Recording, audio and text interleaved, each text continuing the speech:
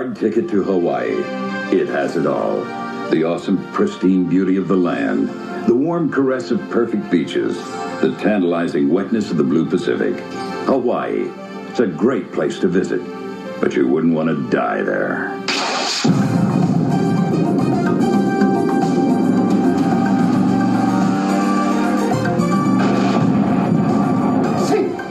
Four of America's finest, ready and willing to pay the price for paradise.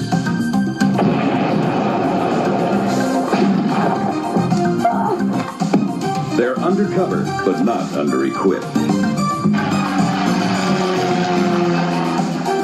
On this mission, there's hard flying, hard playing, hard fighting. Agents are everywhere.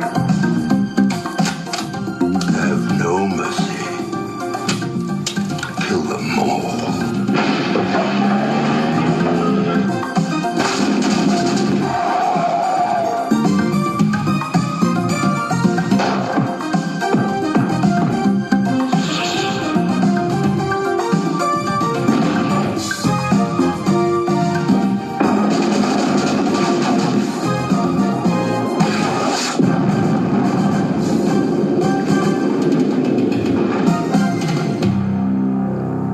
This ain't no hula. It's a hard ticket to Hawaii. Welcome back to the show, everyone. Aloha, movies Aloha. that made us gay listeners. Aloha from Hawaii. Mhm. We're actually here. Well, we're not here. We're almost there. We're almost there. This is our very special Hawaiian episode. Pete, you know like how certain sitcoms or TV shows make a trip to Hawaii Like to get Growing ratings? Pains? Like Growing Pains, Mama's Family, Saved by the Bell. Well, that's movies that made us gay this week. All right. Well, listeners, my name's Pete. And I'm Scott, and, And these are the movies that made us gay. We had to have one of our very special guests on, Yes. Millie De Chirico. Millie, welcome One of my back. favorite people to have on the show from the I Saw What You Did pod, Yeah. cult movie expert, Millie. And we had you on today Yes. to watch Hard Ticket to Hawaii, directed by Andy Sidaris. The first time that I think one of our movies does not have a release date. It was released March of 1987.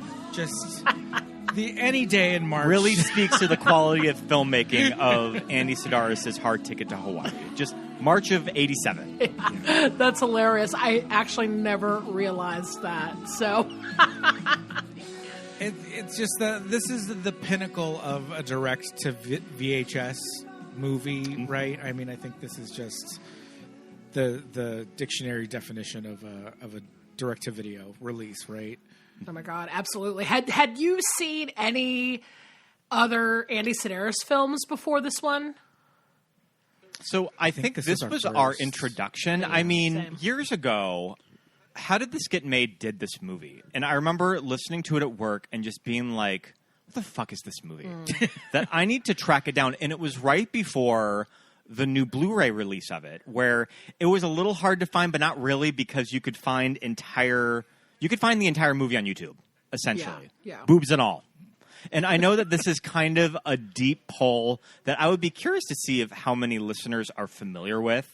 Right. Just because this is very specific cult B-movie cinema of the 80s, too. Yeah. Oh, yeah. I had not... I don't know. I don't remember when I first saw this. It was definitely as an adult.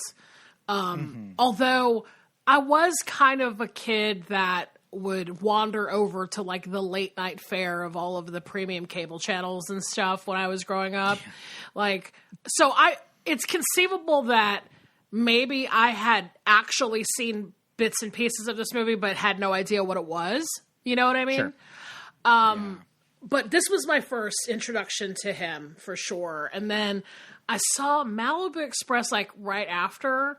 But yeah, I'd only seen this movie in the last like 20 years of my life. So, Yeah, same with us. And like Scott said, it's a little harder to find. Currently, it is streaming on Tubi, Scott, or Pluto. Yeah. Tubi. It's free on Tubi with ads. Now, some Tubi movies do go all out and show everything. But Scott, you said this was a little censored. No, the full version on YouTube was censored. Oh, YouTube was censored. They took down the long cut that we had originally watched of it with all of the nudity. Okay. But the Tubi version, it's all there.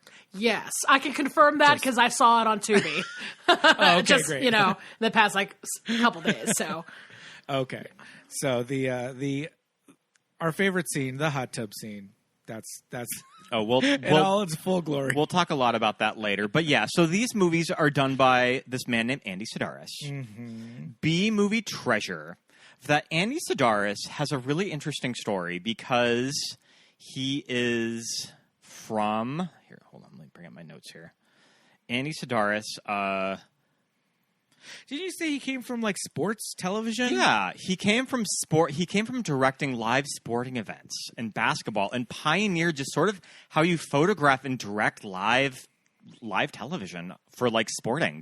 And it got him an Emmy for when he did one of the Summer or Winter Olympics. I'm not sure which one.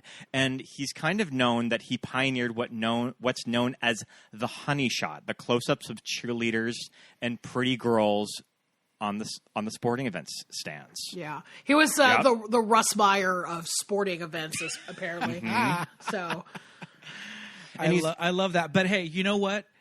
If there wasn't people like Andy Sidaris pioneering the honey shot in the crowd, we would not have one Miss Pamela Anderson, because that's exactly how her career got started. Right.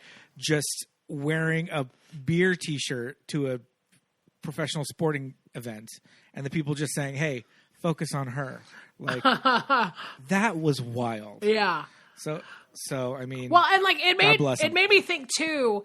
That's probably why there is that like weird sportscaster storyline that that like is shoehorned in Hard Ticket to Hawaii, because I was like, why is there an extended conversation about sports and being a broadcaster? And then I'm like, oh yeah, I forgot, because that's where Andy Sidaris got his start.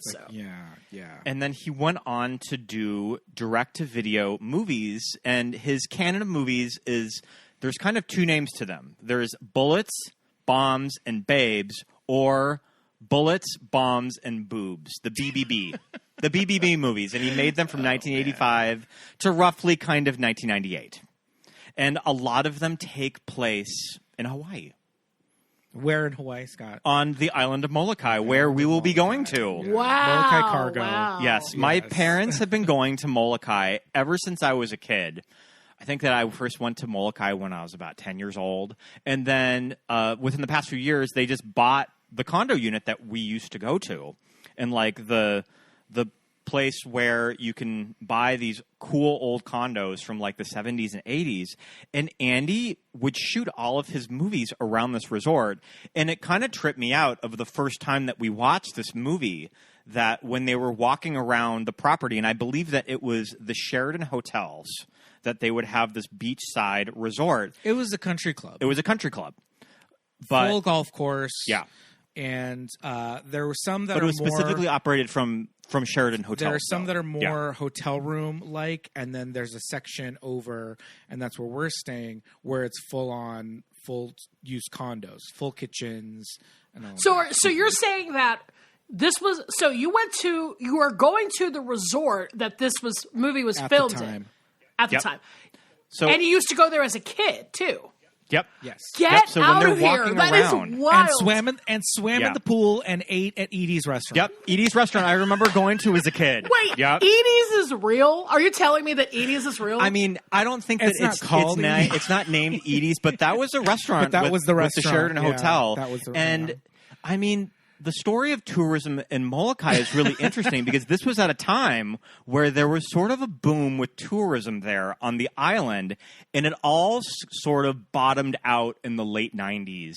The resort is still there. Yeah. It's just private condos now that they sort of flipped all of the hotel rooms. I think they tried to capitalize on this golfing feature, this golfing country club on it's the west coast of the island. It's the dry side of the island.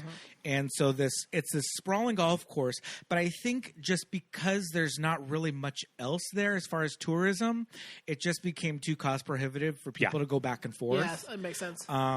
Yeah, the airport's really tiny. Like, we're talking like Wings, the show Wings, that was like JFK compared to this airport. You know what I mean? So, the golf course eventually, bottomed out. That's gone. It went back to the earth. When you walk to the beach, you're walking through the golf course. So there's like sidewalks that just end and lead to nowhere, and just like big swaths of like the natural, like, nature has come and reclaimed this old golf course. So it's kind of dystopian when you're walking. Edie's restaurant is abandoned. Edie's restaurant is completely like we could go and like kind of find our way in and probably do some urban exploring, but also we don't want to get arrested. So the pool's still working though, because I think that just people in the condo unit still use it, and you see the pool in the movie. And I remember swimming in that as a kid. That my mom just like walked me over, and I went swimming there. There's a shot where, and I mean, these movies, the plot is so like it's so convoluted, absolutely, of just spy movie. It's a convoluted plot, but there's also not really much going on at the same time. But at any rate, maybe I'm thinking of Picasso Trigger with the staircase. Yeah. And there's two guys and they shoot. Well, you see it because they walk down that path. Yeah. A lot in these movies. There's like this long, straight staircase from Edie's restaurant to the beach. Oh, yeah. And that's still there. And like we can recreate getting shot by like, mercenaries. I wonder if there's the abandoned Edie's Jeep. Did you notice that they're driving in Edie's Jeep? And that one scene, one of the most famous scenes in the film, I'm like, what happened to that Edie's Jeep? If it's covered in moss and is like, shipwrecked on the beach, you got to take a picture and text. And text squib, like, like bullets, whole squibs, like on the side that are just. All of those Jeeps have that really cool red interior that you would see a lot with Jeeps and cars at this time, But I think it was vinyl, so it would have been very comfortable. But, so that's kind of our, like, when I've only been once to the condo when we're going this week, but when we're there, it's just like, holy shit, this is every time we're watching Hard Ticket to Hawaii, we're like, I know where that is. I know where that is. I know that beach. Wild. That, I mean, I am so impressed by all that. Like, it's crazy. I love it. Yeah. So now we can go and recreate the, razor blade frisbee. I think we know where that is. That's the Long Beach. That's just cove, down. That's just down the. That's like It's a section of really long sandy beach, and I think it's right at the end of it. Yeah. So we'll be fully recreating a shot. Who would you like cosplay as? I guess is my question. Oh well, I think that you have the more Donna energy about you, as in me. I think that I'm the Taryn. Okay. I could say. So yeah, we were going off of Donna and Taryn. So Dona Speir, me. Yeah. And Hope Marie Carlton, Taryn, would be you, Scott. Okay. I mean, these two ladies, first of all, Molokai cargo. Yeah. But they're also spies.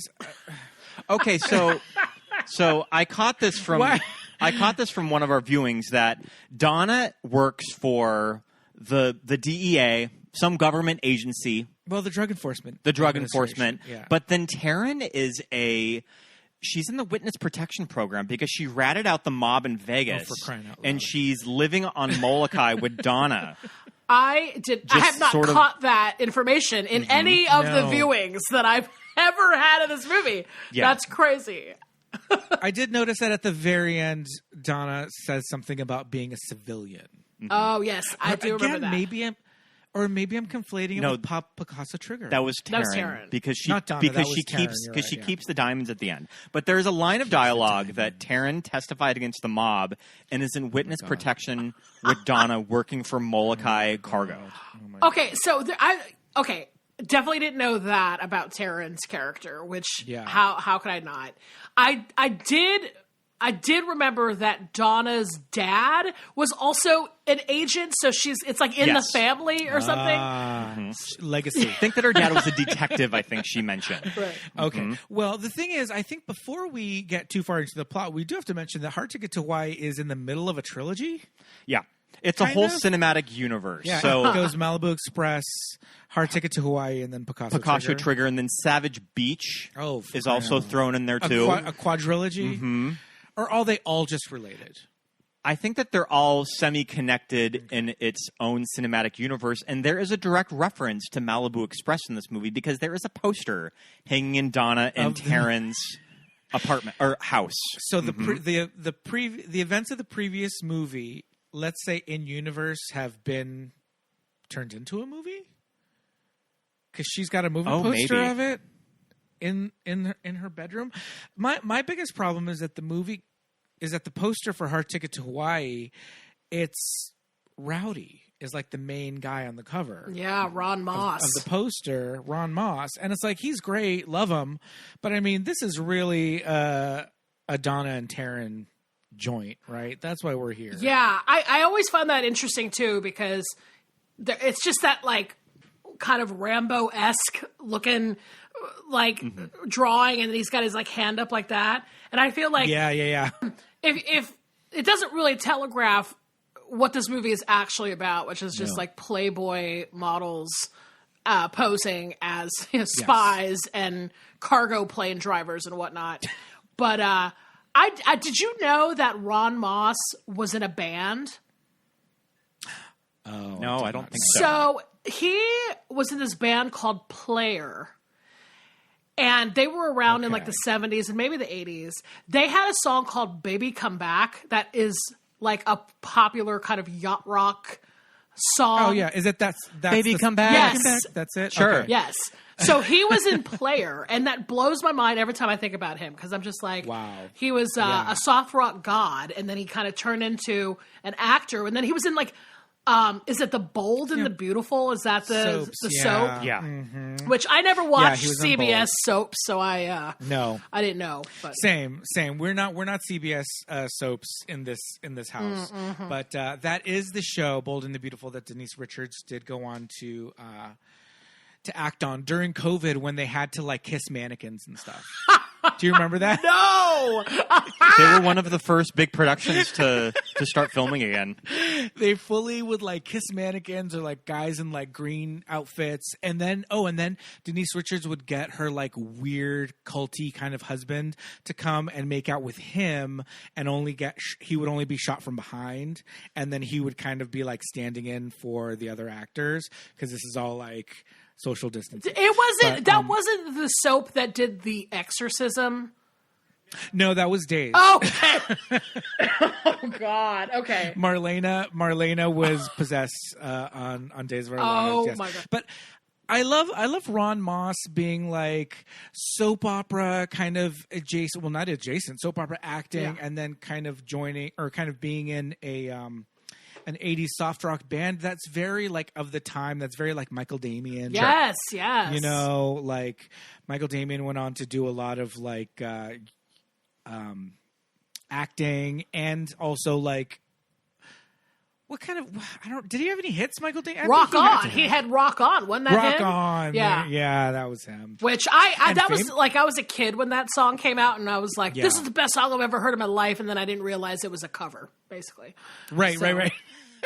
And Michael Damian also did I think they only used it once or twice, but he did the alternate recording of the Saved by the Bell theme song. Sure. which you get sometimes on the episodes.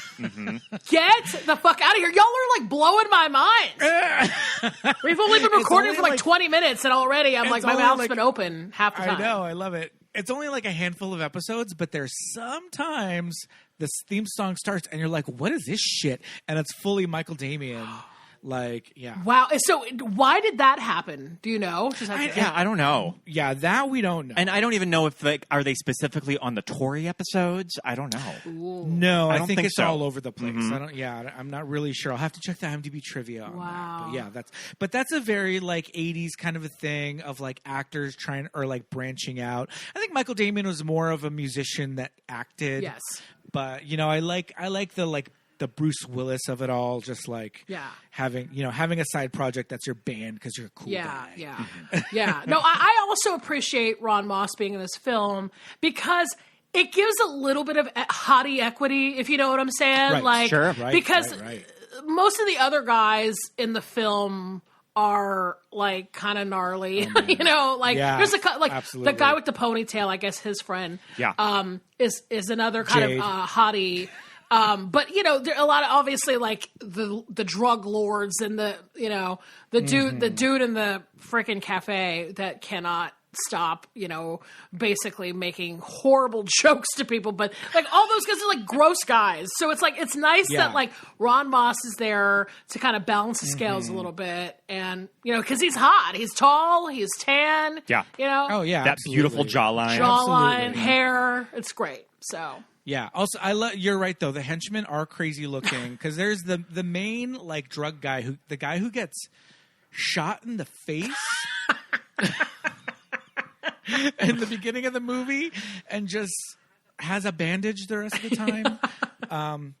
He's crazy, but like there's the one henchman who also does like very early 80s skateboarding stunts. Yes. Yep.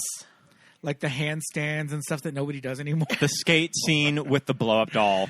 Yeah. I can't. Why is there a blow up doll? It's crazy. Yeah. But like that guy, he's like, okay, he's riding a skateboard and he's not cool and he's got like the 80s like skater floppy hair, but he just also has like a huge bushy mustache. Yes. So it just kind of throws off his whole look. It's kind of insane. But yeah, you're right. I think Ron Moss as Rowdy. I mean, come on. Rowdy Abilene. And then his cohort, Harold Diamond as Jade with This glorious long braid. this ponytail. This long hair. What is this guy's story? He seems like he'd be like a kickboxer or something. I was don't know. going to say, I think clearly there's a lot of martial arts in that background because he was very much like, I'm going to do karate. And and it is going to be part of my character, and there's going to be karate everywhere. Which I know that was a big thing with Andy and his wife was that they would just write in talents or just like athletic traits of their actors in just these roles. Okay. Of that, if you were good with nunchucks, there was the woman that introduces all those movies from the previous movies that she really liked to headbutt people. And they would, okay, so Millie, have you seen the intros with Andy Sidaris? That are on the DVDs. That are on the DVD. You know, I felt like I saw one of them once, but I haven't for the other films. So Okay. All right. We got to talk about this. When you have the Blu-rays or the DVDs, there's special features and there's introduction by Andy Sidaris. With Julie Strain, and she was the penthouse model that did a lot of his movies. okay. And Julie Strain is 6'1". She has jet black hair, piles and piles of jet black curly hair, and she's doing the intro like on a stool next to Andy, and she's just fully wearing like a bathing suit, but like a very skimpy, like 80s, like French cut, very high on the hip, Yes. like bathing suit, right? Okay. And so they'll kind of start off with like a little bit, and he'll be like, "Oh, like Julie, like we've been waiting for you. You know, the intro's got to start." And she's just like, "Oh, Andy, like, oh, I was coming, but I couldn't get my bathing suit on right, and it kept doing this, and just pulls her boobs out, and just like, and the bathing suit wouldn't fit, and it's too small, and she just like, boom, boob out. Wow. But then Andy kind of demurs, and he's kind of like, okay, all right, and then goes into it. But he's not like, hey, hubba hubba. He's just kind of like, All right, okay, all right, we have to do this intro. Yeah, it's so weird. Yes. They're insane. Like everyone's on drugs, or maybe just her. They made them I believe that they made them in the early 2000s for the first DVD set. Yeah. And his wife, like Arlene, is in the background. Yes. Yeah, she's like there. watching over all Yeah, this because yeah. I know that Arlene was very hands-on with the making of his movies, which I was going to say, which I think that you get just sort of the cool feminist themes Yes. of like Donna and Taryn is that they're kind of badass characters. And I think that a lot of that probably comes from Arlene. Yeah. So we did a screening of this when I was at TCM, you know, and it was this sort of like a Atlanta event where we did an intro and we had a costume contest and all this stuff. And some guy made like a homemade bazooka out of like It was like a Nerf thing. It was really funny. But for it, basically Arlene, I interviewed her as part of she didn't appear on camera, but it was kind of awkward because it was basically like, I did an interview with Arlene Sedaris, and I'll just tell you about it because we don't have it Sure. on camera. We couldn't cut to the clip of her talking or anything. But she actually gave me a copy. There's the book that there's a book. Mm-hmm. It's like Babes. Mm-hmm. It's the same. Bombs, Babes, whatever. But yeah, she was very she was in there, and she was very involved in his business, and she kind of looked after the girls in the films and made sure everybody was, feeling okay and didn't feel too naked or whatever. She was kind of like intimacy coordinator, I guess, for lack of. It didn't exist back then, I think maybe, but she was kind of playing that role, and she's got a really good attitude towards the idea that her husband was kind of making movies with a lot of Playboy models and that kind of stuff. Although I have heard I don't know if you want to edit this out, you can, but I've heard that she's kind of a Trumpian.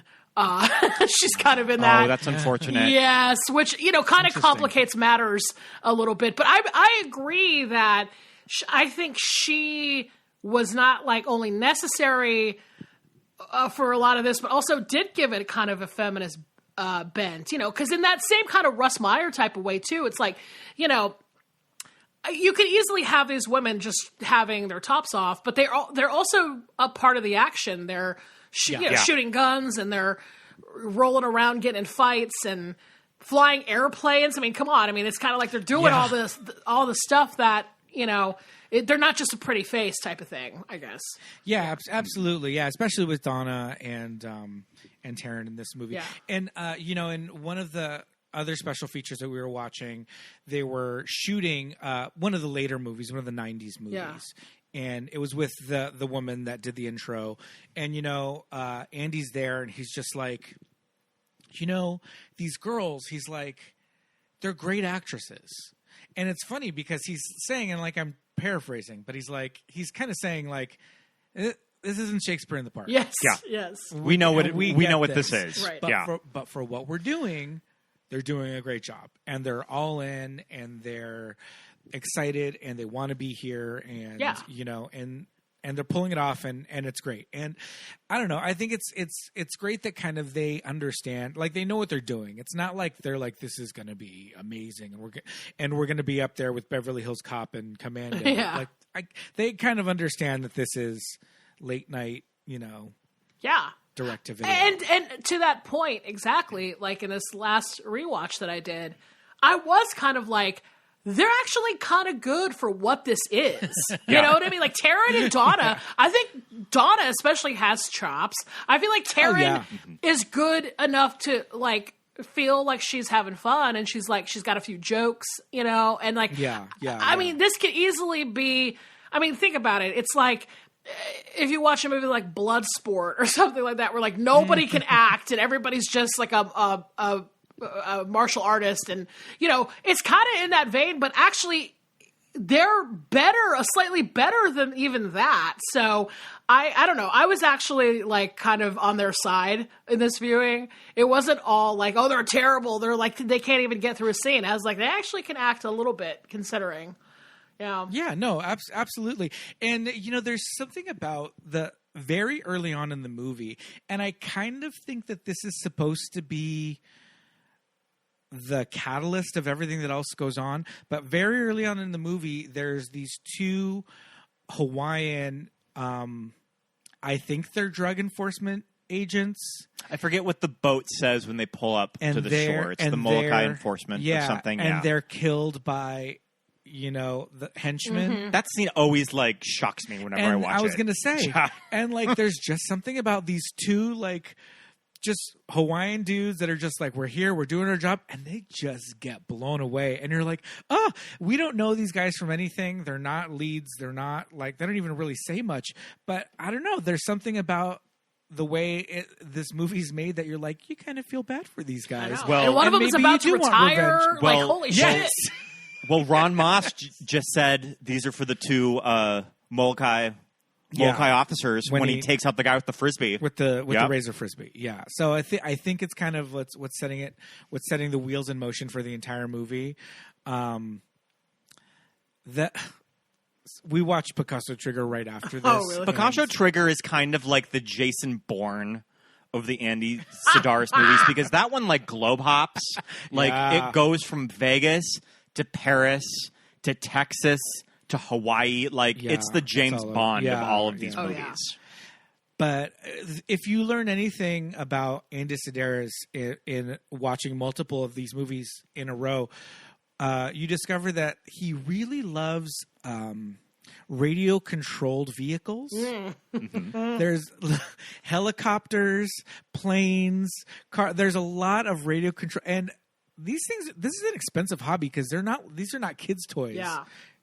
These are like full on, hard to operate. Yeah, especially for that time. Yeah. Mm-hmm. And I just thought that was a funny little bit that I was like, oh my God, there's a damn radio controlled vehicle in every movie. That's so fascinating.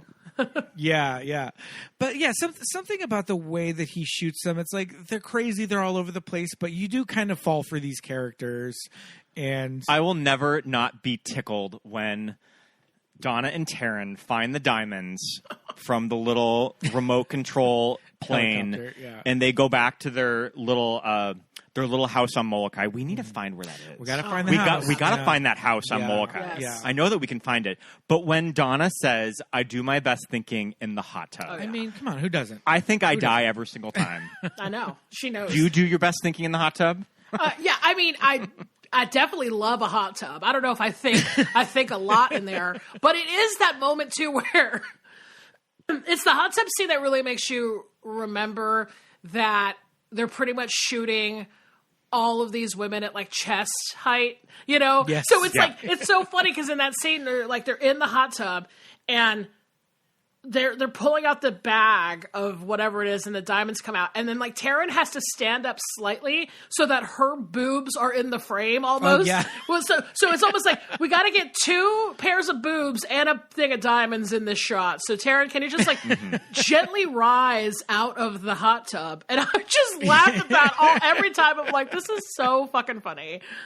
In the still water in this hot tub too. Yeah. As you're just holding these white diamonds. Oh my God. It's like, girl, don't drop them. Don't drop any of them. Oh yeah, I was really afraid they were going to drop them in the hot tub. I'm like, you got to go fish those out, girls. Like, they're worth a fortune. Yeah. So, okay, what Andy Sidaris does not do well is, I would say, maybe it's not exposition, it's not quite world building, but there's something about these movies too when I'm watching them and I'm just like, now who's that? Sure. Yeah. Who's this person? Just sort of how they're plotted. Who are you? Yeah. You're just kind of thrown right into it. Like Edie kind of, I feel like, comes a little bit out of nowhere, and her kidnapping, and now we're following her. But I will say, the very first time we were watching this movie, I'm thinking to myself, that is a man, Maury. That one behind the bar. What's up with that one? I was like, there, and it happened, and I feel like, Scott, you were gagged, and I was like, oh, I knew. Oh, I have to admit this now. I was totally fooled the first time I saw this movie. Right? Like, I didn't know. And I was like, I don't know, maybe it's because I'm Southern, and I was like, this is the 80s, and everybody's wearing a lot of makeup and shoulder pads and shit. And I'm like, and the hair. I don't know. Yeah, It's just a sassy Southern bartender. Mm-hmm. So I was definitely fooled the first time I saw it. And then every subsequent screening, I'm like, oh, here it comes. Like, now it's all very clear to me. But at the first time, yes. I have to admit, no, I did not know. Yeah. So. Yeah. But you're right, though. The hair is very contemporary for the time, the look, all of that. The makeup it's a lot of makeup, but at the same time, like you said, it tracks with the time period. But what it's so interesting what they do though, because there's no rhyme or reason. This character does not need to secretly be in drag to be I mean, I guess they're kind of like maybe a double agent or just in disguise. Yeah. Yeah. I guess. And rather than, this man is fully bald. Yeah. So he could just wear a men's wig. I'm trying or a to find. toupee. I'm trying to find the name of this. Oh, you can't find him. Keep looking. We'll keep talking. But rather than just giving him a toupee and a stick-on mustache, he says, "No, you know what, guys? I got this." Full lady. Yeah. Well, there's also now I haven't seen this movie, but I feel like there was a movie, like I think it's called Stacy, that he did, which I also feel is like there's a poster of this movie in their in their like little island hut or whatever they're in. Okay. But I feel like I think there's like a drag character in that movie or something. And there's a drag character in Malibu Express too. Yeah. So I'm kind of like, well, is this And like this, a recurring, and much like the radio controlled airplanes, Right. There has to be a radio controlled airplane, and there has to be somebody in drag. And drag. Okay. So this role is played by Michael A. Andrews, and I don't know a lot about Michael A. Andrews. His filmography, he also did Malibu Express, and there's a character in Malibu Express that is a... is he the drag queen in Malibu Express? He's the drag Okay. queen in Malibu Express. So I think that Michael A. Andrews just did drag on the side, and Andy just wrote it in the movies. Wow. Of just like, what would be fun is that Yeah. if we did this character in drag, and it was revealed. Yeah. What did you guys think of that? Like, do you think...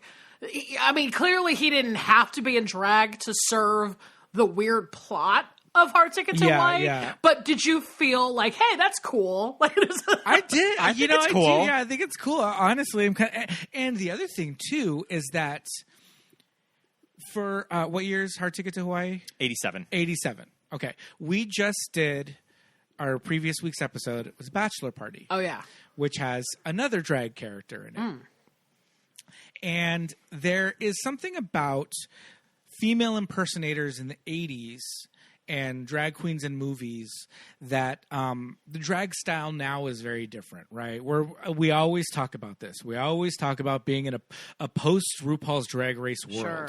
And the drag scene and the female impersonator scene is very different. And now the standards are very different as far as quote unquote realness and passing. Sure. And these are all kind of problematic, sayings. Yeah. Realness and passing and all that. But it really is what a lot of contemporary drag is about. And in the 80s, when you would see drag queens in movies and television shows, unfortunately, a lot of times it was played for a laugh. Yeah. And a lot of times they looked a little bit more on the Priscilla Queen of the Desert side, where they were very masculine looking. Sure. But Michael A. Andrews in Hard Ticket to Hawaii in 1987...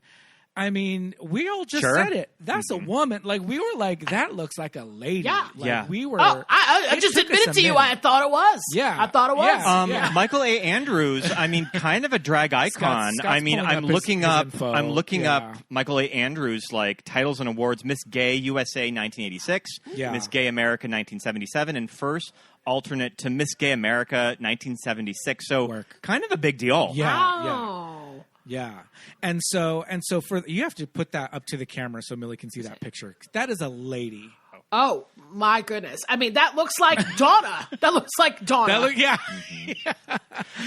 it does. Also did an impersonation of Anne Margaret in... Okay, I can see it. Specialized in Anne Margaret. Oh, my God. Too. I think that was just I sort can of see a it. big Yeah. character. His celebrity impersonation Yep. that he would do. Wow. Yeah, and so for a mid to later 80s drag queen to look that beautiful and feminine in a movie, and I mean, okay, they're a villain, all right, that's fine, but it's like that's just the character. They just need to be somebody in disguise. Yeah. I mean, I guess in a it's- way, I mean, you could have easily just had another weird skateboardy bad mustache guy, but instead they kind of went in that direction, which I don't know. I was like, wow, that's kind of interesting.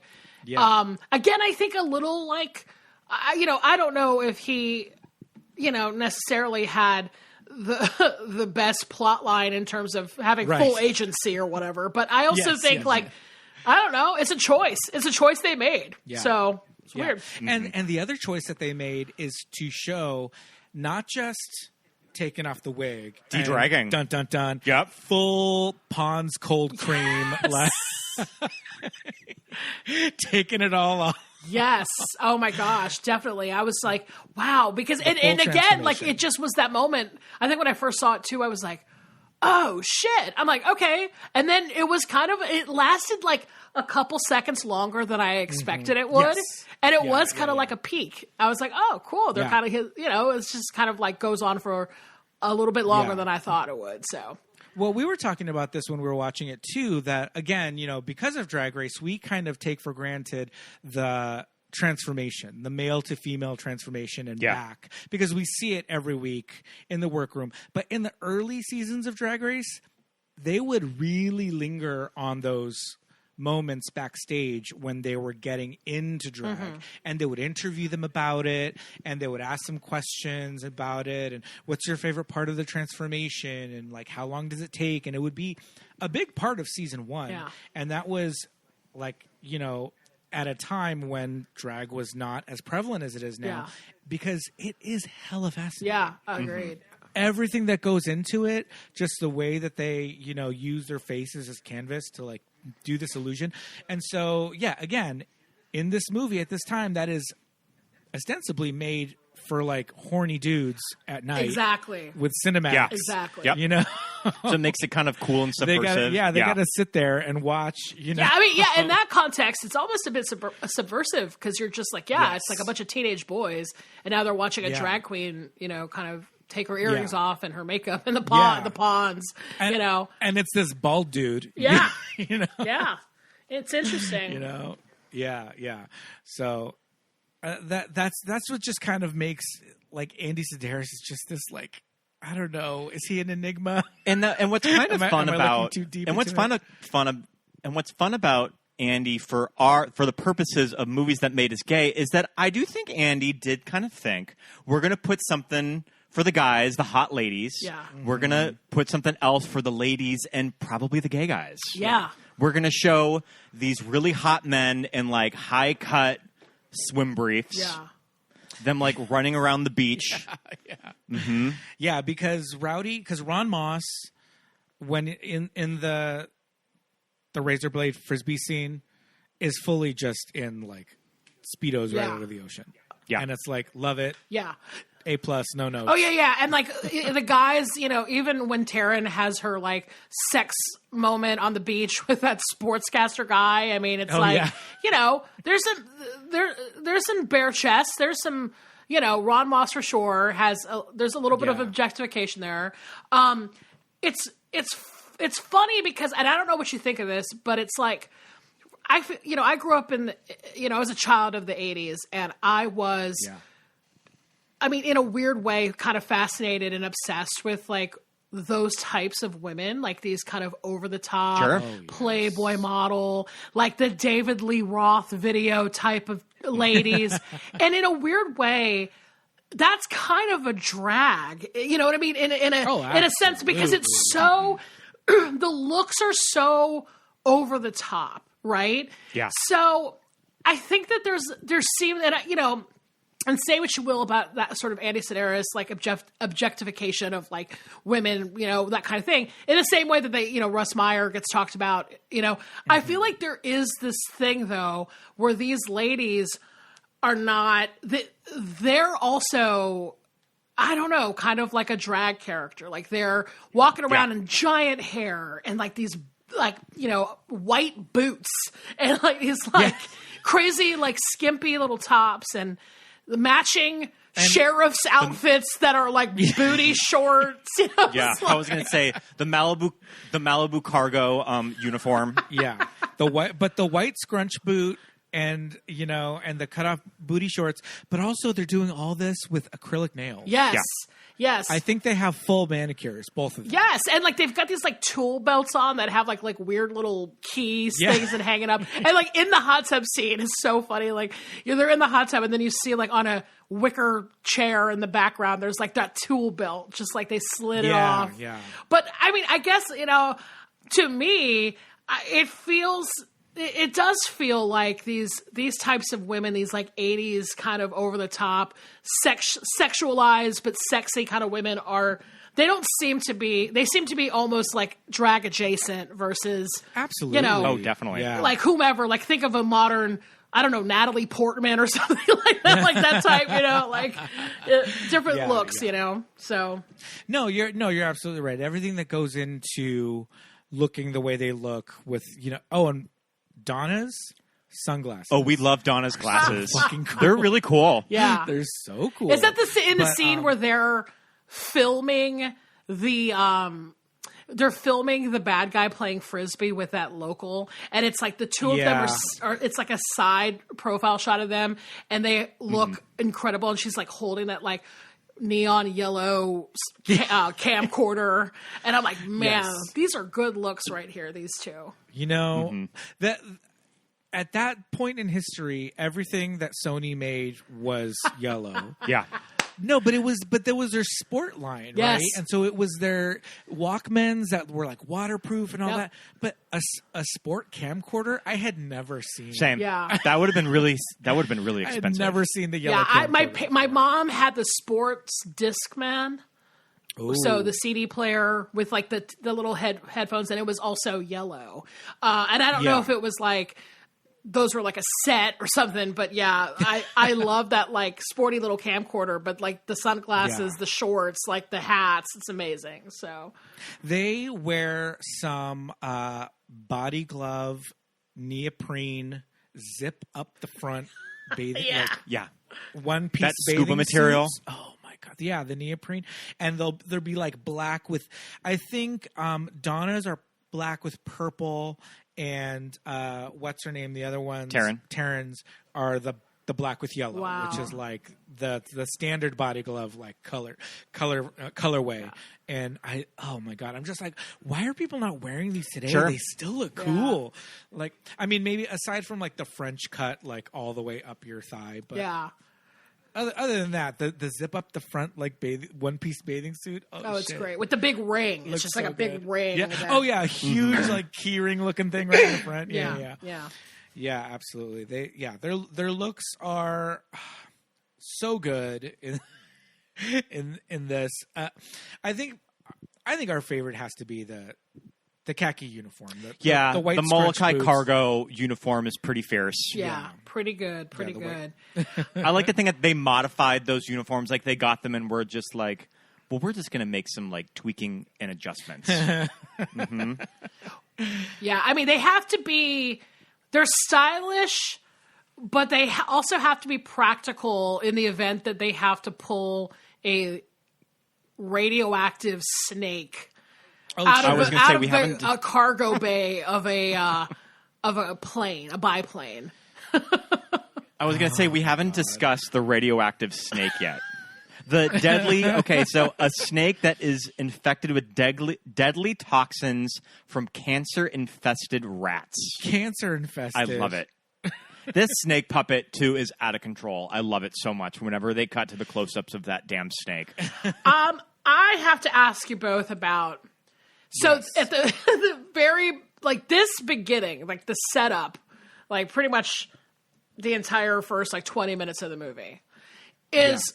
really hits you hard with the idea that the snakes have been switched, and there's a moment where there's like two snakes. One of them was poisoned by cancer infested rats. The other one's like a normal snake, right? So then so at one point they say there's no snakes on the island, which I thought was also very weird because I'm like, aren't you in Hawaii? I feel like there's snakes there, but you know, I don't think there's any snakes on Hawaii. See, I didn't actually know that. I don't think so.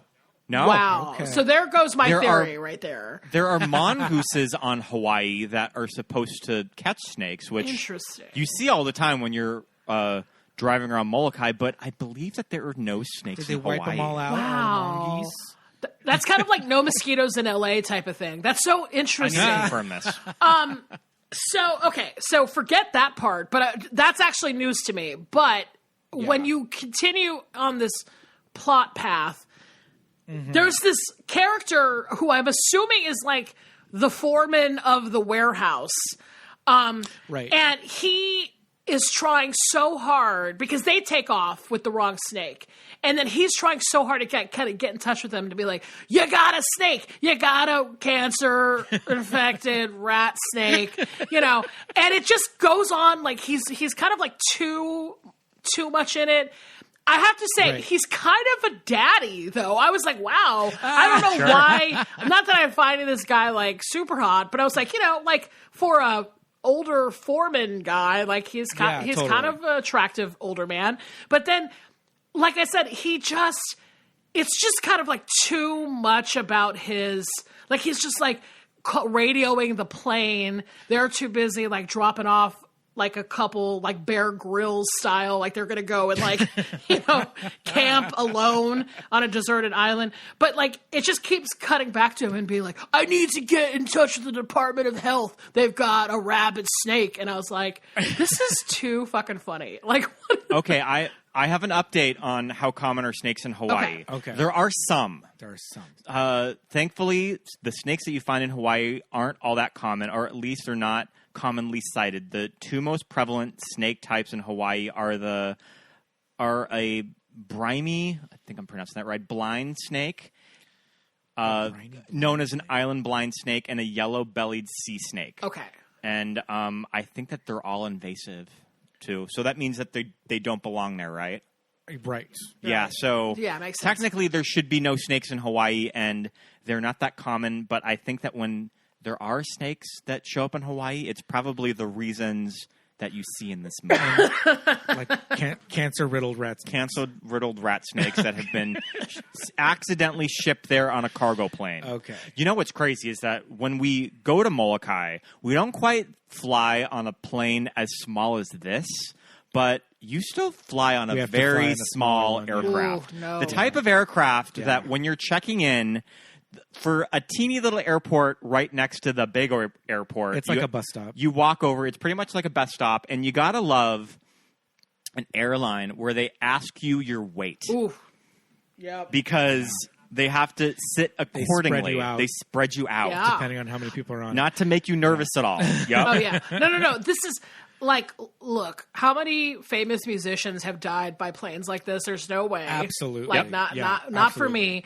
I remember a long time ago, I got the opportunity, I was going to try to go to the Telluride Film Festival. And, in Telluride, it's that kind of thing, too, where you have to fly into, like, Denver or something like that, and then you either can drive like 8 hours to Telluride or take one of these tiny little planes. And I was like, I'm not going. I actually turned it down because I was like, I don't want to get in one of these like little Lolita planes. Like, fuck that shit. It's understandable. Like, and I grew up going on like float planes too in Alaska. So I feel like I'm kind of an old hat at this, good. But yeah, it's understandable. I saw that plane last Understandable year. if it freaks you out. Yeah.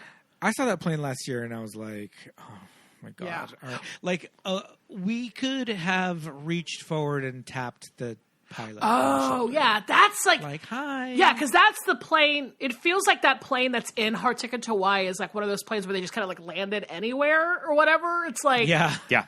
So, and that feels like it's really like a four-seater or something. Yeah, there's in Hard Ticket to Hawaii, it looked like about a 4-seater. The one that we take, I think, is like 9 or 12 seats. Okay. And get this, Maybe the pilots. 12. The pilots are usually getting their pilot's license. They're getting hours. No, and they have their license. Yes. But they have a commercial license, but you have to have a certain amount of hours to get to like the real big airlines. Yes. So they fly these little baby airlines to rack up their hours. So it's a lot of like young dudes. It's a bunch of 30-year-olds. Young kids flying the planes with the older guys right next to them. And I remember when we were flying back to Maui the last time we went, shit going off. Beeping.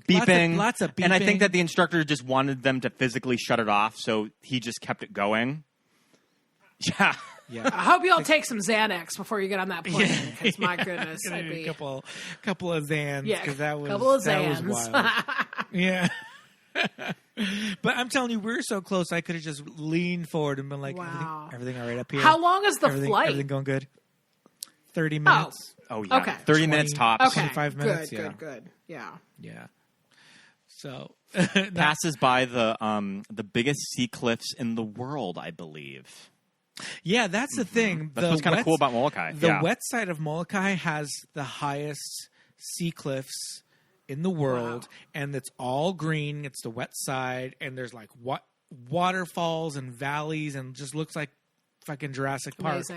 And the only way to get there is on a plane from Maui to Molokai, and so this is like a $200 like excursion tour that you would buy from Maui just to do this. Yeah. And we're doing it to get there. To get there. So it's like we get like a free little like sightseeing tour on our way. You get some beautiful views. You get Yeah. some beautiful views of the old leper colony too.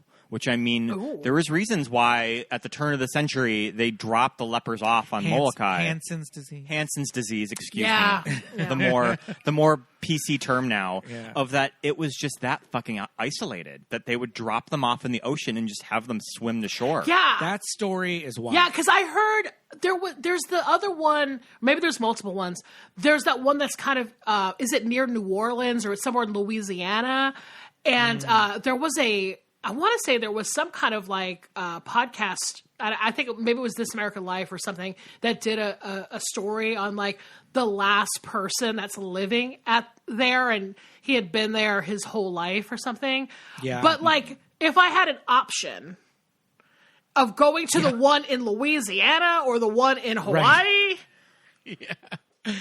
Well, and now maybe now the only way for the public to access where that is that you would have to walk down the mountain. Wow. Or take like a burrow, but they closed it post COVID and they haven't opened it back up. Too. Wow, that's kind of like I mean that's so kind of like Black Narcissus or something. It's like this weird like place where you just can't access it. It's like way out there type of thing. Absolutely. Wow. I think there's a road, but I think it's very exclusive of who it's a private road. It's a private road. But, I mean, yeah. you know, the thing is, it's like it's a very dark history. Yeah. It's a very dark time in like history of Hawaii and the history of like the church and all this stuff and everything, just the country. So it's sad. Like when you go to. There's like lookouts that you can go and see it because it's this flat peninsula. Yeah. And I think it's part of when you talk about Molokai, you kind of have to talk about like, yes, there was this leper colony there, and we call it Hansen's disease now, and all this stuff. And so it's fascinating to learn about. It's very sad. It's very dark. It's all there on Wikipedia, listeners, if you're interested in it. But yeah, so it's like we can't go down there anymore, but it's also one of those things where it's like, I don't know, I would feel weird just like poking around and like, oh, look at this. Like, and now I'm fine and gonna go back to the condo. It's like I feel kind of icky about that kind of stuff. So I'm like, maybe it's for the best that we just don't go there anymore. Yeah.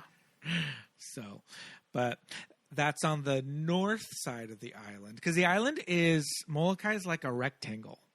It's like literally just a big rectangle like shape right there, and the north side is all wet. The west coast where we stay, that's the dry side, and it's pretty deserty. Oh, interesting.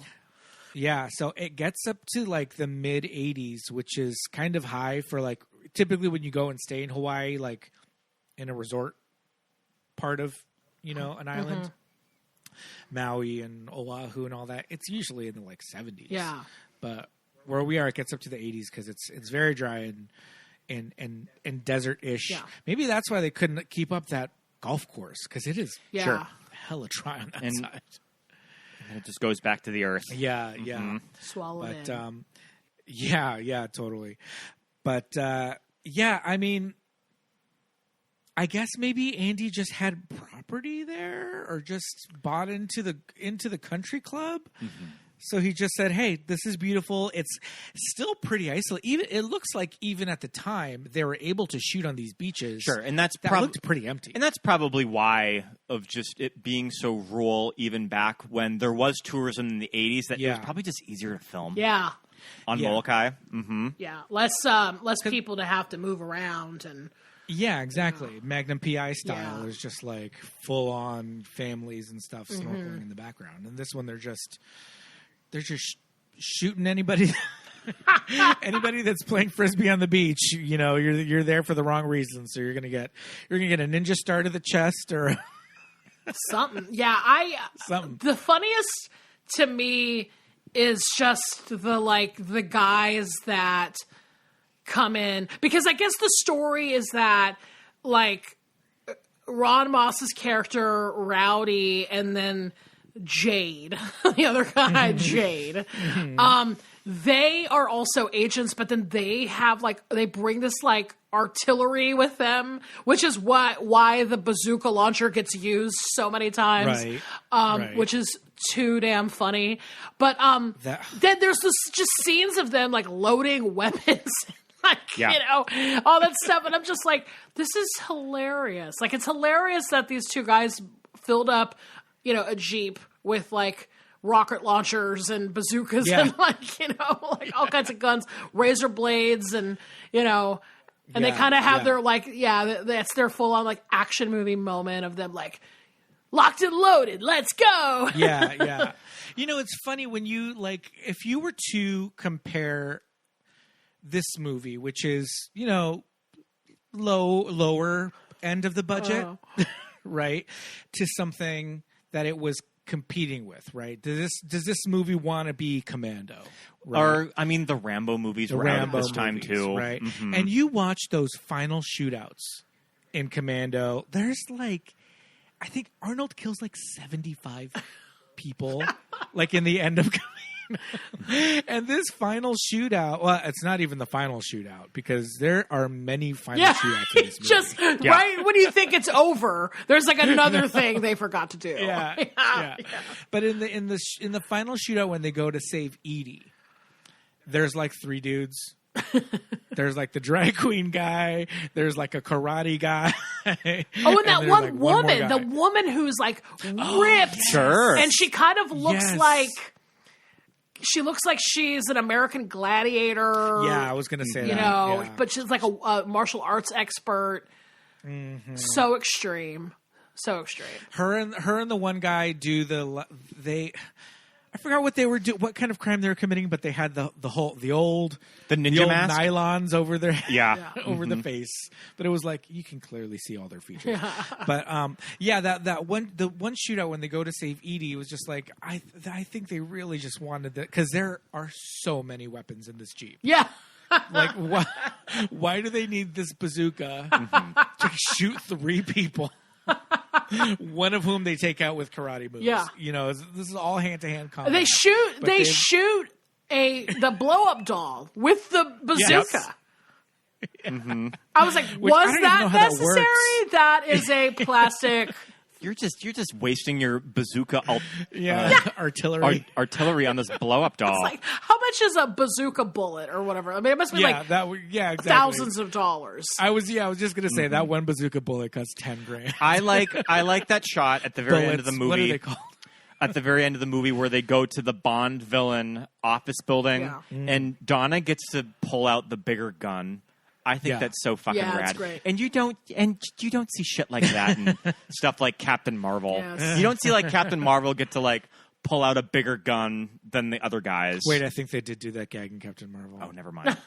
It's feminist. It's feminist. Let's just say it. It's I think it's a ray gun or something. Or maybe I think they do that with her and Sam Jackson. We'll have to rewatch.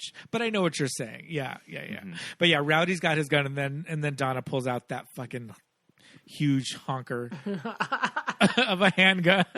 I know, and then they do the little Carol Burnett joke thing with each other or whatever. It's so absurd. Yeah. Oh my god. So absurd. So weird. Yeah. But this movie has 10 endings, which is cool. I mean, each scene has there's the Edie breakout. Okay, great. Yeah. Then they're oh shit, we forgot something. Then it's the motorcycle breaks through. Oh yeah, that's right. We forgot there's a snake subplot of this movie that we kind of forgot about. The snake in the toilet bowl. But then it's the guy with the shot in the face, and then he gets shot with a spear gun spear situation through the shoulder. You think he's down for the count. Gets up again, Misery style. Yes. He's not dead yet. Annie Wilkes fully gets up. Yeah, they got scene to get Mr. Chang, who's a white guy from the UK. Yeah. It's a lot of bad guys that got to go through. But I like his introduction. I like his introduction by him of that. Oh, he's half Japanese, he's half American, Chinese, half English. Like, I mean, you're expecting to see like Lucy Liu from Kill Bill, and it's just this white guy. I was like, okay, I guess we're doing this. But it was really funny because it's one of those movies that it's like, it ends like 5 times basically. Yeah. Oh, and then maybe I dozed off or was thinking about something else. I know I wasn't on my phone, but Taryn is not at the end teamed up with Jade. Taryn has like a separate boyfriend. Yes, the sportscaster dude? guy, right? The sportscaster guy. Yeah. Okay. Where did he go? Like, where did he go? Where did he come from, and where did he go? He came out of nowhere, left, and then came back. Because you kind of are thinking like, oh, okay, well maybe she's just going to pair her up with Jade, but no, it's the sportscaster guy that's with her at their condo tiki hut when Donna and Ron Moss are doing it really loudly. Okay. So I was a little unclear pretty much every time I've seen this film as to what sex act was actually happening during this, because she was on her knees. I definitely thought it was like, she was going down on him or whatnot. But it didn't seem like that was actually happening when he was having his his moments of ecstasy. So I was what is happening? And then they just start making out when she's on her knees. She's like kind of in his lap, but then they're just kissing. Yeah. So I was very confused about like what was actually happening. So no, it's ambiguous, and I think it's just for the kids watching this on Cinemax to just fill in the blanks. Yeah, with their imagination. Yeah, that is one of the funniest things ever because. Like, and then the two, like Taryn and Jade, are in the other room. And they're like, "I'm gonna turn the stereo up." Like, we don't know what they're actually doing. By the way, it's interesting though because there are those Skinemax movies that are softcore that fully have like pretty graphic sex scenes in them, and this one has this, but like we're saying, they're kind of cutting around everything. You know what it really is? It's really just people making out topless. That's kind of all it is. Yeah. Which is like, I was like, there's a lot of it, obviously, but it's not like dirty, Yeah. Yeah. Because there's some of them that are on like late night, and you're like, oh my goodness, this should not be on premium cable. Yeah. but this one is just they're just making out. Making out with no shirts on. With no tops. Yeah. Yeah. But there's what is his name, Scott? Wolf. Oh, sure. Wolf Larson. Wolf Larson. That's the sportscaster guy. Yeah. It says in his biography on Wikipedia that he worked as a waiter at the Chippendales nightclub. Yeah, that's about right. That's about tracks, honestly. Yep. But I like there's bimbo guys. There's like there's himbos in this movie for sure. Yes, absolutely. Yeah, a ton of them. Yeah. And we're here for it. I mean, Andy knew what he was doing. He's given something for everybody in this movie. Yeah, I mean, okay. So, like we said, the plot is convoluted, yet at the same time, barely there. But I feel like when you put this on, we're not, we're watching it for just how fun it is. They're a good movie to have on just in the background when you have friends over. Yeah, you're right about these movies kind of being they're kind of good ambiance films if you're like in a weird bar. Because I remember one time many years ago when I was in LA, I think I was still living in LA actually, but the TCM Film Festival was happening, and I remember a bunch of TCM people loved going to Bordner's over in Hollywood, you know? Oh, yes. Yeah. Very familiar. And I remember, like, one night they were playing, I want to say it was Picasso Trigger, or, like, one of the Andy Sedaris films, like, just on the TVs. And everybody was just, like, enraptured. Like, people were having drinks, and then they would, like, look and be like, what the hell is this movie? And I'm like, I'm pretty sure that's an Andy Sedaris movie. And it kind of, like, brought everybody together. Like, everybody was just sort of, like, entertained by, you know, this kind of shit. And it was, like, a perfect kind of thing to be, like, having a chat with your friends, having a drink, and then just, like, seeing something out of the corner of your eye. Yes. So, his movies are really good for that kind of thing. Yeah. There's something about that just 80s aesthetic. There's just bright colors and big hair and crazy clothes and then, you know, crazy weapons and big boobs. Big boobs. We go to Bordner's from time to time. It's one of the straight bars in LA that we can actually like stand to go into. Yeah. But the Bordner's cinema, like those bartenders know what's up. I remember going in once. You can usually catch the Warriors when you're there. Yeah. The Warriors is always on rotation. Barbarella was last there when we were there. And I remember watching a little bit of Brandon Lee's Rapid Fire. Ooh. Oh, yeah. We were trying to figure out I was trying to figure it out. Okay, what is this Brandon Lee movie? And then we figured out it was Rapid Fire. But yeah, love Bordner's. Yeah. I remember like it was closed, I think, like at one point, right? And it was during one of the festivals, and people were so heartbroken. You know, it was kind of a nice place to hang out and just get away from the festival. But yeah, special place for sure. Mm-hmm. I mean, Andy Sedaris movies kind of, one of the easiest ways to describe them is just campy. Yeah. Right? Scott, did you have some camp questions for... I mean, I think that just sort of the evolution for movies like this, and especially when it comes to cult movies, I think is really interesting. Of that, I feel like these movies really came on the cultural radar, about 10 years ago. Yeah. And that's just really interesting of just how you see cycles of stuff like that.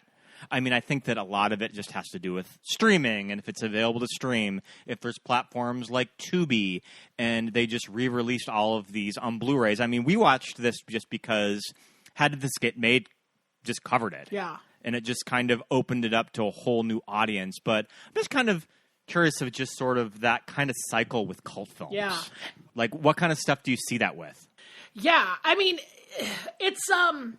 It's interesting because I also think that they're generational too. Like there is an entire generation of kids, I'm certainly one of them. I'm sure you guys are too. That existed in like a cable pre-internet world, where there was like, this was about the sexiest you could get as a kid. Like there was no like Pornhub or XTube or whatever. It was like truly like, unless somebody that you knew paid for the Spice Channel or the Playboy Channel or whatever, you had to watch like softcore porn, that was kind of wrapped up in these like action movies or, like I think of like some of the canon films that are like, kind of like Lady Chatterley stuff, where it was like, we're going to try to take this like genre film or this kind of historical biopic or whatever, and make it sexy. And that was, it was erotica essentially. And I feel like erotica was for our generation because it's like, it had to be able to play on TV in some way, but it also had to serve the function of pornography to people in a way. So it's like, I don't know. To me, I feel like that's like what these types of movies are that kind of bridge between, what we experience and like what the new generation experiences, which is like absolute unfettered, like, pornography, even now kind of on HBO type of stuff. You know what I mean? So sure. I don't know.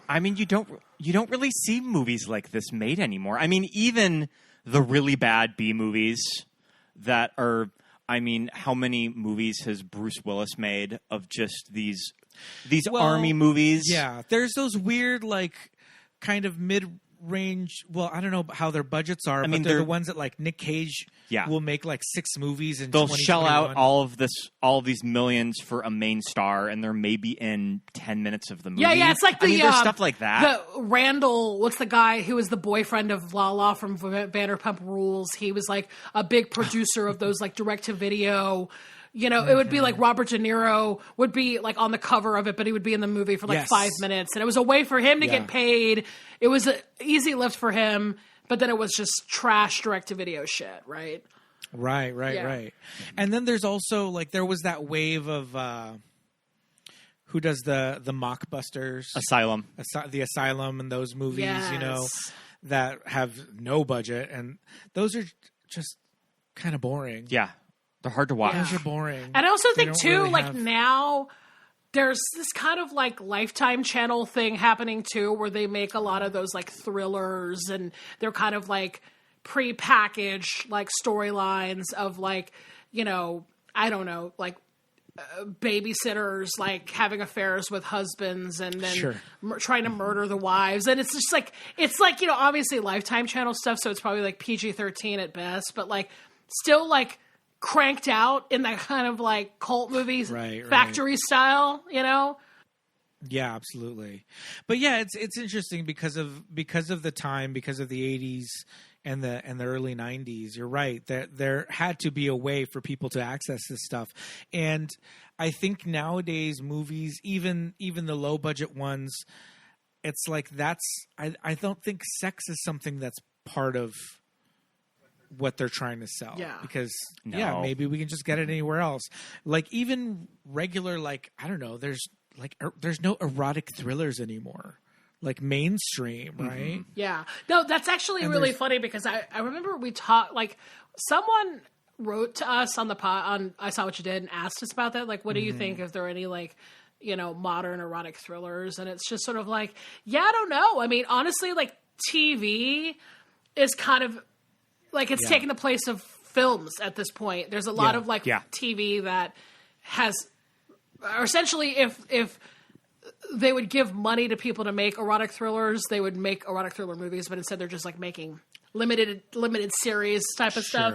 Yeah. So maybe a little bit of that, but you know, I don't know. For the most part, there isn't that kind of like old school Basic Instinct movie experience, or you know, even like a Fatal Attraction type of thing. So, well, I mean, Fatal Attraction just came out as the miniseries on the Paramount Network. yes. But we watched. Have you seen it? Oh, I was going to say we watched like to 2 finish it. episodes, and we want to finish it. I enjoyed what I watched of it. And there's some sex scenes in it. Ooh. Like they're going there. Who so is it? they're going Joshua there. Jackson from Dawson's Creek. Joshua Jackson and Lizzie Kaplan. Lizzie Kaplan. So I just listened to your Father's Day episode where you talked about Fatal Attraction, and the daughter character is a significant character on the TV show. Oh, interesting. And they go into No spoilers. No spoilers, Go but they watch go it. into kind of what her experience was during all of those events. Yeah. And it cuts back and forth with Dan going to prison over the murder of Alex. Wow. And he's just getting out. And that's not a spoiler. Yep. That's in the first scene of the That's first in the episode. very first Yeah. like episode. Wow. It's the timeline has shifted in it, but you know, like you were saying, you know, even in the 80s and the 90s, it's like television, even cable television shows. There was like Red Shoe Diaries, and that was it. Yeah. Like you knew, like, ooh, Showtime's got something. Yeah.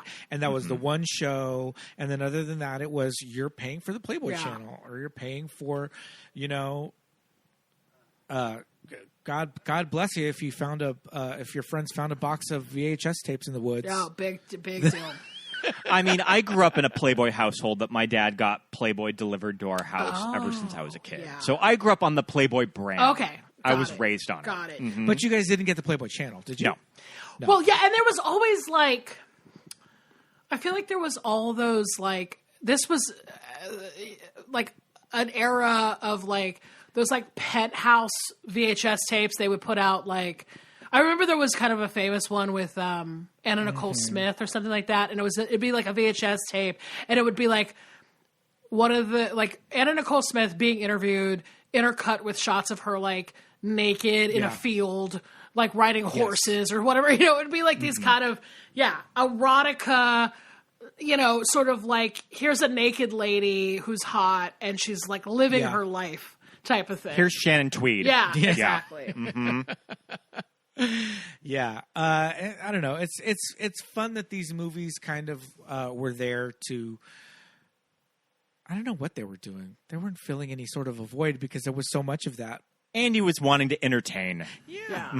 He was wanting you to have a good time with these stupid movies. Yeah. And I think that it's cool that within the past decade that you've really seen a resurgence with them, too. Yeah. That they've kind of discovered this whole new audience. Yeah. Well, the Blu-ray release and all that, and they look decent on Blu-rays. It's not like this wonderful 4K transfer or anything, but it's like for a Blu-ray of a really low budget 80s movie, you know, they look pretty good. So I feel like we strongly recommend, if you can get your hands on the Blu-rays, they're not that expensive. Just pick them up. It's really, like we said, they're on Tubi right now, but it's like you got commercials, all that stuff going on. It's really fun to read the letterbox reviews of these movies because there's people that have watched all of them. And then they have kind of fun little hot takes of all of these crazy movies. Yeah, it's definitely time and place for me. And, you know, like, there's something to be said for, like, a old hornball guy who wants to make, you know, these kind of, like, low-budget TNA movies, but then he gives... Like the women are also killing people and are action stars. Like that's kind of great. I mean, that's kind of like how I feel about the Russ Meyer movies too, where it's like, you know, they're like, especially in a movie like Faster Pussycat Kill Kill. It's like, yeah, you got these like hot ladies, but then they're killing men and there's like fighting and throwing each other on the ground. It's kind of like amazing, right? So that's kind of how I feel. At least with Hard Ticket to Hawaii, I definitely feel like.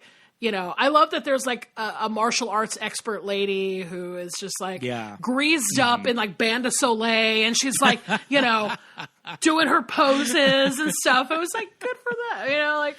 Yeah. Well, you know what too that they do? It's the two leads are these two female leads and they're action stars and they're not only fighting other women. Yes. Yeah. Agreed. They're fighting the men too. Immediately, you know? And they immediately pass the Bechdel test as soon as they get in that hot tub talking about the diamonds. Yeah. That's true. That's true. Oh man. So I guess there's something for everybody in this movie. They got the drag queens, the beefcake, the cheesecake. It's all there. Yeah. Scott, do we have anything else that we need to add to our Malibu Express? Our Hard Ticket to Hawaii episode. I mean, track down all of the other movies. Yeah. We own Malibu Express and Picasso Trigger. Yeah. They're a lot of fun. Yeah. The Malibu Express one is kind of like the Magnum PI of his movies, and it's partially set in Los Angeles. Yeah, Sybil Danning's in that one, right? Yes. Okay. Yeah. And also Regis and Regis Philbin's in that one, Malibu Express. Right? Oh shit! He's like, there's like a cameo by Regis, if I remember correctly. Yeah. Okay, sure. I mean, we just did Bachelor Party on the show. Nick the Dick, Brett Baxter Clark is the driver in that movie. Darby Hinton, he was another soap star. I believe that he was on Days. Okay. Mm-hmm. Got it. Yep. Oh yeah. Darby Hinton. Yeah. Andy liked his soap stars. Yep. Hey, they got chops. Oh man, yeah. Check out the Andy Sedaris extended universe. Yes. Oh, look at that, Joy and Regis Philbin. Oh, it's Regis as themselves and his wife Joy. Yeah, I remember that from. It's been a long time since I've seen Malibu Express, but I think I remember that. So. Yeah. Wow. All right. Well, Millie, this has been so much fun talking about this insane movie with you. I know. You blew my mind several times during this episode. I had no idea that you were so closely connected to, you know, the resort where they filmed Hard Ticket to Hawaii. That's really special. I actually, you know, am kind of jealous. I'd be like trying to find like, I know that you said it's basically like grown over, but I would be like trying to find out like, the toilet that the snake came out of or whatever, you know, I'd be like trying to location scout every fucking scene. Yeah, so we need to find Donna and Taryn's Donna and Taryn's little bungalow. Yeah. I'd like to find exactly where the Frisbee scene is. I have a pretty good idea where it is. We're gonna go and we're gonna do our location scouting next week, and we'll definitely send you some photographs. You have to. We'll put them up on the Instagram, listeners, so you can check out our hard ticket to Hawaii location tour. Yeah, I fully expect a photograph of you guys taking vitamin supplements at Edie's or whatever. I need that. Yeah, for sure. We'll do it. We'll do it.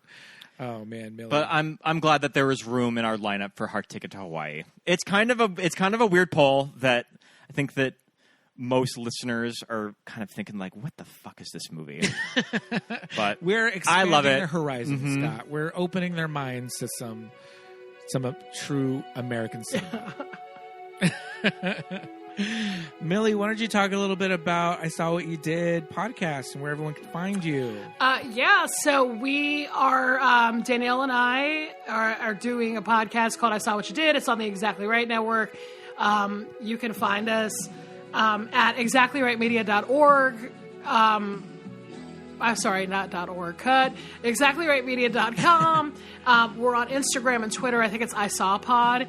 And new episodes come out on Tuesdays. We're thinking about doing a tour, maybe. Yeah. Exciting. Soon. We're formulating a plan for that right now. We actually just talked to the gals that do That's Messed Up, which is the Law and Order SUV podcast, and they gave us a lot of good practical advice. So we're kind of excited, but we're thinking about doing a couple shows. I'm sure one's going to be in LA, but yeah. So look out for all that, and that's it. Yeah. Awesome. That's so great. Well, again, thank you so much for coming on. We love I Saw What You Did. We love it when you come on the show. Yeah, we love you guys. People still talk about the episode that you were on. So people still talk about Property Rich Dracula. We still get Property Rich Dracula comments. So we definitely have to have you back on because y'all were just such a blast. So awesome. That was great. That was a lot of fun. We'll definitely take you up on that. All right. Well, we'll let you go, but thanks again, and we'll hope to see you soon. Yeah, thanks so much. It's just always a pleasure doing your podcast. So. Oh, you're so welcome. All right, Millie. We'll see you later. And thanks for listening, everybody. Thanks so much. Yes, indeed. We are, at this point, when you're listening to this, we are soaking away under the sun in Hawaii on lovely Molokai. Throwing frisbees razor frisbees back and forth. Absolutely. Loading up the bazooka. Taking out drug lords. As we speak. Listeners, this was a fun movie, and we strongly recommend you go out and find it. Love the Millie episodes. You know that we are proponents of the physical media, so go and buy the disc. But, either way, try and watch it. But yeah, we love Millie. She's a great friend, and she's a great guest on the show. Super, super duper fun. But before we get to Patreon shout-outs, we want to talk about... We have an event coming up, June 29th, which is going to be very close after this episode comes out. But we are moderating a Q&A with director Darren Stein for the Jawbreaker Rooftop Cinema screening. Absolutely. It's going to be a lot of fun if you're in the LA area on Come and June say 29th. Say hello. Come and check it out. The link to the tickets are in our Instagram. You can go to rooftopcinemaclub.com for tickets to see if they're still available. I think they're going pretty fast. But there's going to be a screening. It's in downtown LA at the Arts District location of Rooftop Cinema Club.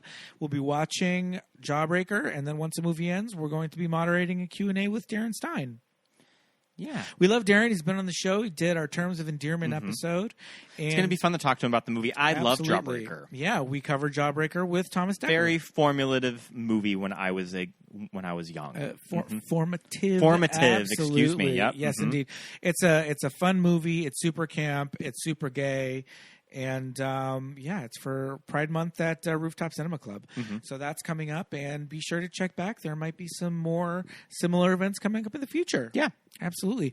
But now that that's out of the way, I think it's that time. For Patreon shout-outs? For Patreon shout-outs. Let's hear them. We've got a new patron joining us as a patron over on patreon.com is Jake, Desiree, Adam, Chris, Andrew, Laura, Thomas, Brenna, Jessica Rabbit, Lawrence, Lisa, Alexis, Thomas, Mark, Jackson, Millie, Ted, Benny, Jermel, Melanie, Susan, JJ, Muffy, Jamie, Drew, Genevieve, Dawn, Joshua, Emily, Melly, Aaron, Jessica, John, Nick, and Shannon, Christine, and also Rufino.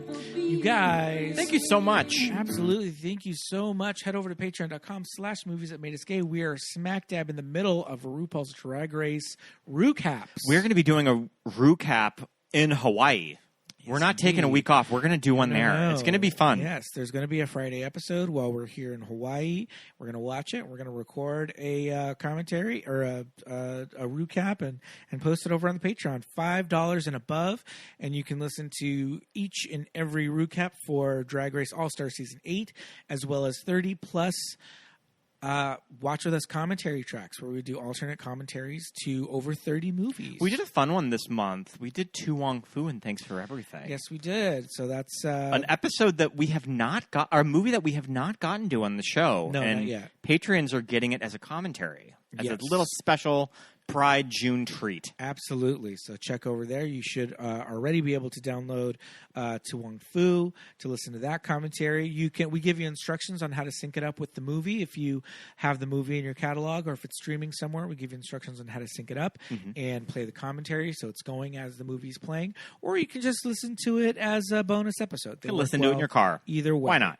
So head over to Patreon for that. We'd also love it if you would subscribe, rate, and review the podcast. Give us some 5 stars. Yes, We indeed. would love to see that. If you listen on Spotify or Apple Podcasts, give us 5 stars. And if you are on Apple Podcasts specifically, we'd love it if you'd write a review. We haven't had a review in a while, so we'd love to read one. Read a new one on an upcoming episode. So check that out. We're on pretty much every social media platform you can think of. On Instagram and Facebook, we're at Movies That Made Us Gay. And on Twitter at MTMUGPod. Indeed. If you'd like to follow our personals, feel free. My name is Pete. I'm at Peter Lasagna on Instagram and Twitter. Scott Youngballer on Instagram, and follow my letterbox. Absolutely. This was a blast as always. Until next week. Aloha.